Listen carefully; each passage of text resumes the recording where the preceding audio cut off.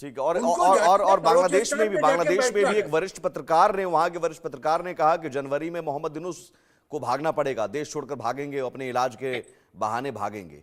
और इस बीच एक बड़ी खबर ये भी आ भी रही है, मैं आता हूं आपके पास। ट्रूडो के इस्तीफे के बाद पाकिस्तान और बांग्लादेश में हलचल तेज हो गई है। शहबाज और यूनुस पर भी इस्तीफा देने का दबाव, क्योंकि यहां भी महंगाई बढ़ती हुई नजर आ रही है, बेरोजगारी से त्रस्त है जनता। पाकिस्तान बांग्लादेश में कानून व्यवस्था पूरी तरह ध्वस्त है। कट्टरपंथियों, आतंकियों को शरण दे रही है दोनों सरकारें। बांग्लादेश में कट्टरपंथियों का लगातार दबदबा बढ़ता हुआ नजर आ रहा है। पाकिस्तान में टीटीपी समेत कई संगठन सक्रिय हैं और तबाही मचा रहे हैं। तो कनाडा की जो स्थिति थी वही स्थिति पाकिस्तान और बांग्लादेश की है। तो इसका मतलब शहबाज और यूनुस की विदाई भी तय है। कर्नल जे सोढ़ी साहब। ये मेरा सौभाग्य कि मैं आपके न्यूज चैनल और विख्यात को पैनलिस्ट के साथ हूं। 1974 में एक बड़ी सफल हिंदी पिक्चर आई थी जिसका नाम था रोटी, जिसमें राजेश खन्ना और मुमताज थे, और उसका एक बड़ा प्रसिद्ध गाना था जो था ये पब्लिक है सब जानती है। कनाडा के नागरिकों ने कुछ दिन पहले हुए ओपिनियन पोल में जो इप्सॉस ने किया, उसमें 73% कनाडा के नागरिकों ने कहा कि वो जस्टिन ट्रूडो का नेतृत्व कनाडा में नहीं चाहते हैं। जो जस्टिन ट्रूडो ने भारत के लिए बीज बोए थे, आज कर्मा ने उन्हें वापस जोर से चपेड़ मारी है। और ये बाकी देशों के लिए भी सबक और सीख है, जैसे पाकिस्तान या फिर बांग्लादेश, जो अपनी जमीन का इस्तेमाल करने दे रहे हैं आतंकवादी को या भारत विरोधी या हिंदू विरोधी गतिविधियों को।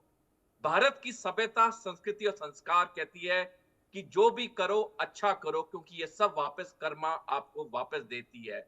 और अगर अभी भी शहबाज शरीफ और मोहम्मद यूनिस ने कनाडा के जस्टिन ट्रूडो से सबक और सीख नहीं ली, इनके दिन भी ज्यादा दिन तक ये टिकेंगे नहीं सत्ता में।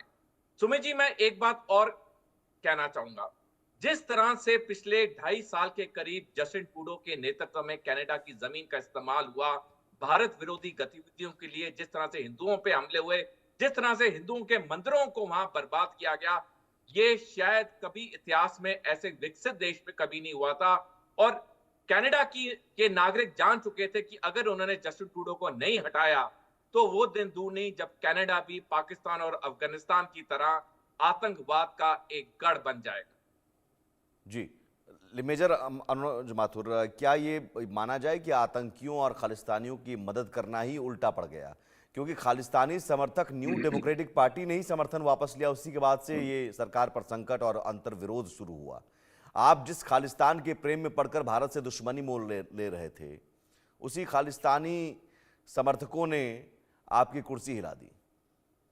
हाँ सुमित, देखिए मैं आपको एक दो बातें बताना चाहता हूँ, थोड़ा सा सॉरी, इतिहास में जाने की आवश्यकता है।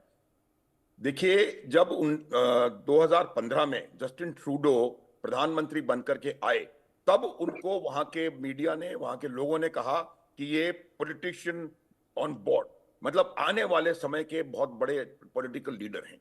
लेकिन शुरुआत से ही वो ना तो एक सेबी पॉलिटिशियन सिद्ध हुए, ना ही एक गुड एडमिनिस्ट्रेटर सिद्ध हुए। उनका जो था काम करने का तरीका, वो कहीं ना कहीं लोगों को पसंद नहीं आया। और उसके बाद जो 2019 में इलेक्शन हुए, उसमें उनकी पार्टी को हार का सामना, हार तो नहीं कहूंगा, लेकिन बड़ी मुश्किल से उनको उनको समर्थन मिला और वो सरकार को बना पाए। फिर उन्होंने क्या किया, ये 3 चीजें इसलिए समझनी जरूरी हैं कि इनकी पैरेलल हम देखेंगे कहां पर हमारे नेबरहुड में हो रहा है। फिर उन्होंने स्नैप पोल्स कराए 2021 में, नतीजा वही का वही रहा, और उनको मजबूरन एसडीपी से समर्थन लेना पड़ा, जो कि एक कहीं ना कहीं आतंकवाद से संबंधित पार्टी है कनाडा के अंदर। जब उन्होंने एसडीपी से समर्थन लिया तो अब उनके ऊपर दबाव था कि वो किसी ना किसी प्रकार से भारत के खिलाफ बातचीत करें। देखिए, एक दो उदाहरण देता हूं मैं। जब भारत में फार्मर एजिटेशन चल रहा था तो जस्टिन ट्रूडो मेरे ख्याल सबसे पहले लोगों में से एक थे जिन्होंने कहा कि भारत को नेगोशिएट करना चाहिए, ये करना चाहिए, वो करना चाहिए। सिमिलर चीज कनाडा में हुई वैक्सीन के बाद।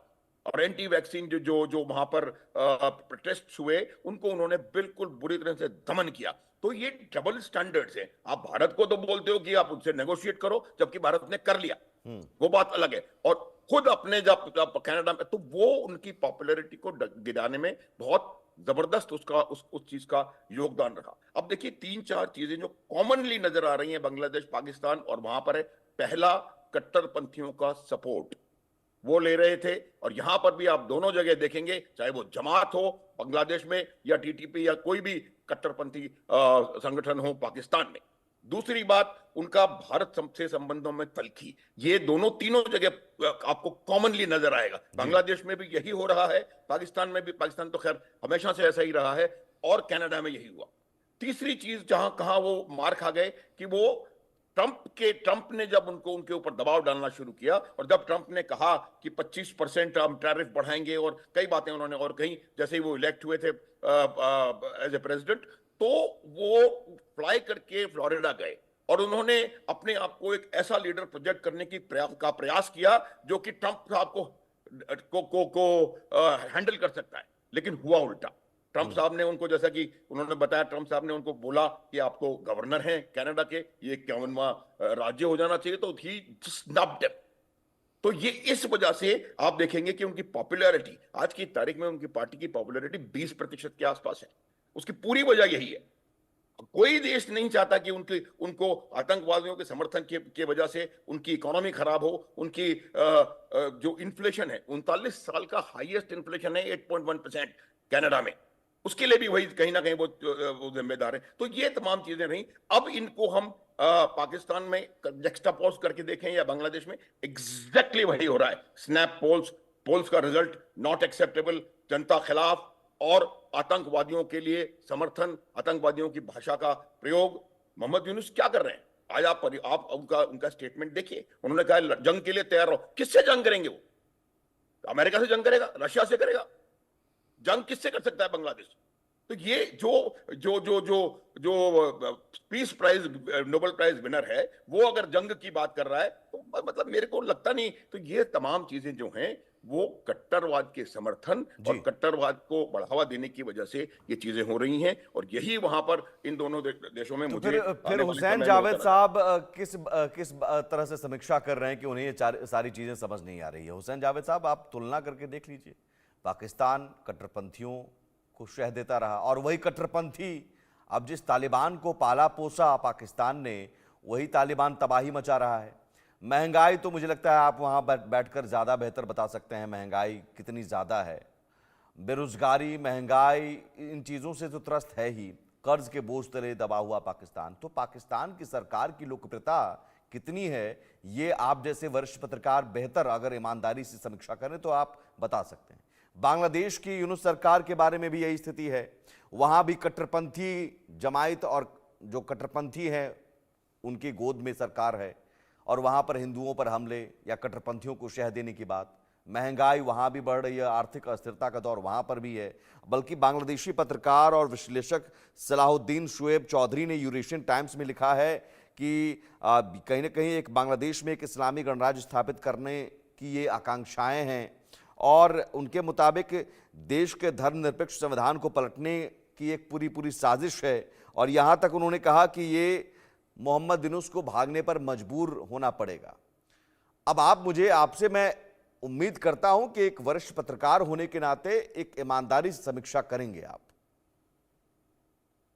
जी बिल्कुल, लेकिन मैं आपसे भी उम्मीद करता हूं कि आप ईमानदारी से मुझे 2 मिनट दें जिसमें आप मुझे बीच में टोकेंगे नहीं, ताकि मैं अपने पॉइंट दे दूं। जी, तो देखिए, सबसे पहले बात तो ये कि चलें पाकिस्तान की बात करते हैं। अभी यहाँ पे बात हो रही थी कि हमारे यहाँ जो हार्ड, मतलब इस तरह के ग्रुप्स हैं, टीटीपी वगैरह, और ये सारा आतंकवाद इस तरह हुआ है। देखें, हम तो खुद इनके खिलाफ हैं इस वक्त, और आपको पता है कि हमारे यहाँ इस वक्त जो हमारा वेस्टर्न फ्रंट है मुकम्मल तौर पे हॉट है, क्योंकि हमने इनके खिलाफ हथियार उठा लिए हैं। अब कोई हमारे ऊपर इस तरह बम फेंकता रहे, अपने सुसाइडर्स जो है उनको यहाँ पे सेंड करता रहे, तो ऐसा तो नहीं चलेगा। तो हमने तो इनका पूरा कांटा निकालना है, और हम काफी तक निकाल चुके हैं। तो हम खुद इस पॉलिसी के खिलाफ है कि दहशतगर्दी की हर फॉर्म में हमें इसको कंडेम करना चाहिए, और हम प्रैक्टिकली कर भी रहे हैं। ठीक है, तो ये तो हो गया हमारा एक रिजॉल्व जो आपके सामने है दहशतगर्दी के खिलाफ। दूसरी बात ये सर, आपने बांग्लादेश की बात की, तो मैं आपको बताऊं कि बांग्लादेश के बारे में तो ये इंडिया को भी सोचने की जरूरत है। ऐसा क्या हो गया है कि नहीं, वहां की जो पाकिस्तान की फजा है पूरी वो बात पहले कर लीजिए। महंगाई, 71 के बाद इंडिया वहां पे सबसे बड़ा पार्टनर रहा है हर लिहाज से, नहीं नहीं, मैं इसमें कोई पहले शक नहीं। पाकिस्तान पूरा कर लीजिए सर। पाकिस्तान आपने कट्टरपंथी बताया, उस पर भी जवाब है। उस पर भी जवाब है कि हाफिज सईद, मसूद अजहर ये कौन है, मक्की जो मारा गया ये कौन थे, ओसामा बिन लादेन जो मारा गया आपके यहाँ कौन था, दहशतगर्दी के खिलाफ अभियान का एक नमूना है सब, देखिए है मैं ना। आपको बताता और हूं, तालिबान के खिलाफ जो आप कह रहे हैं वो तो आपकी एक मजबूरी है, इसको तो आपने ही पाला पोसा, तो अब आपको डस रहा है तो आप कह रहे हैं साहब हम तो सताए हुए हैं। तो ये पाला पोसा किसने तालिबान को? दहशतगर्दी के खिलाफ पाकिस्तान दहशतगर्दी के खिलाफ अभियान कर रहा है, ये अपने आप में एक बड़ा जोक है।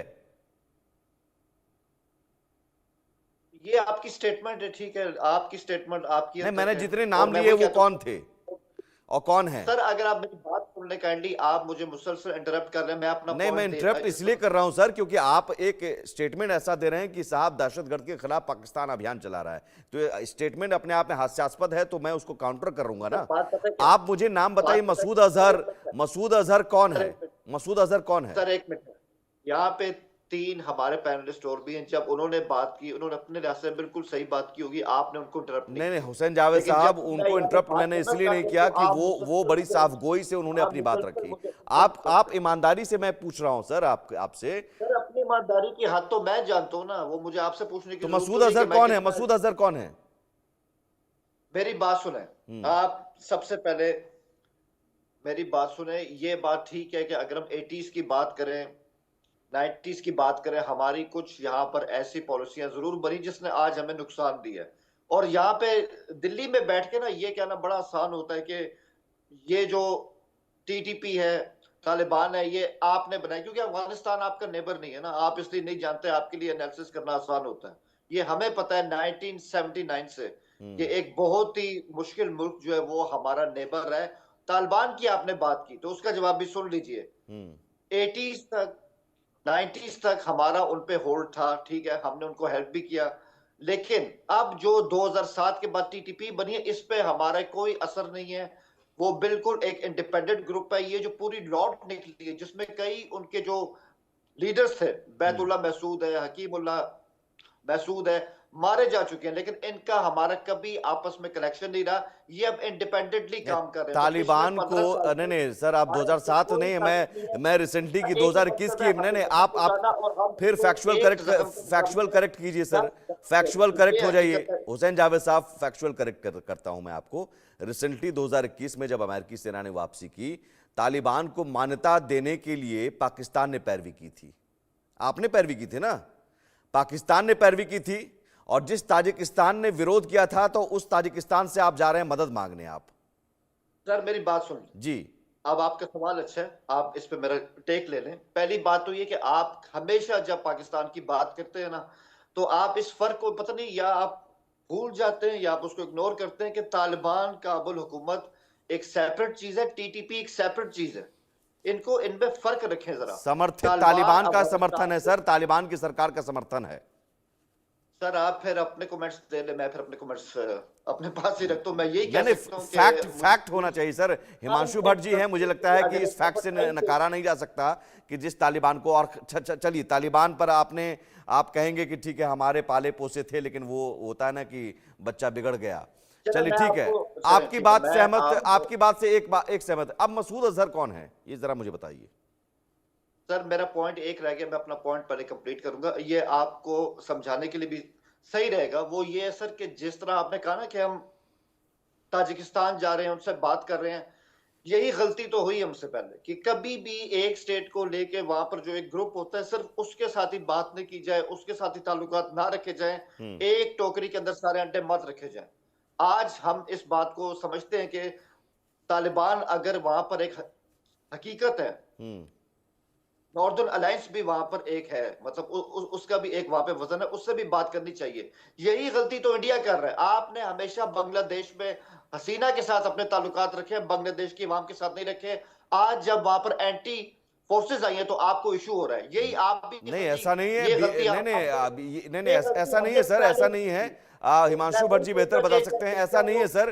बीएनपी की भी सरकार रही, बीएनपी की भी सरकार रही, हमारा रिलेशन रहा। अभी वहां कोई सरकार नहीं है। मोहम्मद यूनुस तो पपेट है, कोई चुनी हुई सरकार है क्या मोहम्मद यूनुस? मैं कह रहा हूँ बीएनपी की सरकार है। जो ये तुम समझना नहीं चाहते। आज 71 में जो हुआ था, 1971 में, उसे भूल भुला के वो फिर से कुंभ के मेले से बिछड़े हुए भाई एक होना चाहते हैं, होने दो उनको। मगर उससे पहले तथ्यों को जानना जरूरी है, बहुत स्पष्ट रूप से जानना जरूरी है। जब ट्रकलोड भर भर के हवाई जहाज भर भर के डॉलर आते थे पाकिस्तान में, और पाकिस्तान की सरजमीन को अफगानिस्तान को बम्बार्ड करने के लिए यूज किया जाता था, तब वो आपके भाई नहीं थे, तब वो आपके दुश्मन भी नहीं थे। तब आपने वो भर भर के डॉलर लिए। पाकिस्तान की इकोनॉमी पिछले 20-25 साल से ऐसे ही चलती आ रही है, उनकी सरजमीन को बेच के, क्योंकि ये तो जवाब नहीं देंगे हमें, कोई भी होगा, मैं भी होऊंगा वहां पर, मैं भी जवाब नहीं दूंगा कि मौलाना मसूद अजहर कौन था, हमारे लिए कौन था हम जानते हैं। और इसीलिए हम कहते हैं